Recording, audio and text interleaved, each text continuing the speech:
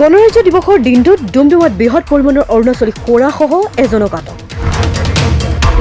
বৰহাবজানৰ ৰাষ্ট্ৰীয় ঘাইপথত চেকিঙৰ সময়ত বাহনখন আৰক্ষীৰ জালত পৰে। কৈলাশপুৰৰ পৰা বাৰেকুৰিলৈ বিক্ৰীৰ বাবে সুৰাসমূহ লৈ গৈছিল বুলি সৰবৰাহকাৰীয়ে আৰক্ষীৰ আগত স্বীকাৰ কৰিছে। আটকাধীন ব্যক্তিজন কৈলাশপুৰৰ যোগেন্দ্ৰ বৰুৱা বুলি জানিব পৰা গৈছে। ভুৱা নম্বৰ প্লেট ব্যৱহাৰ কৰি এখন বিলাসী বাহনৰ খুৰাসমূহ লৈ আনিছিল বুলি আৰক্ষীয়ে জানিবলৈ দিয়ে। AS23AE 7423 নম্বৰৰ বাহনখন জব্দ কৰিছে আৰক্ষী প্ৰশাসনে। আবকাৰী আৰক্ষী আৰু সেনাবাহিনীৰ নাকা চেঙিঙত এই বিহল সফলতা।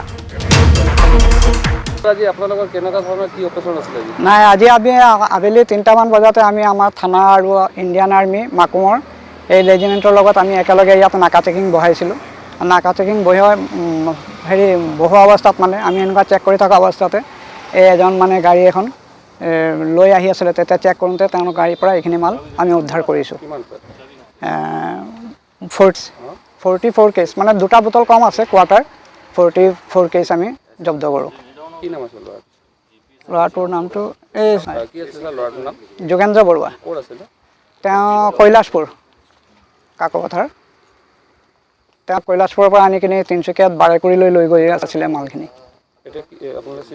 হয়, চিজ কৰিলোঁ।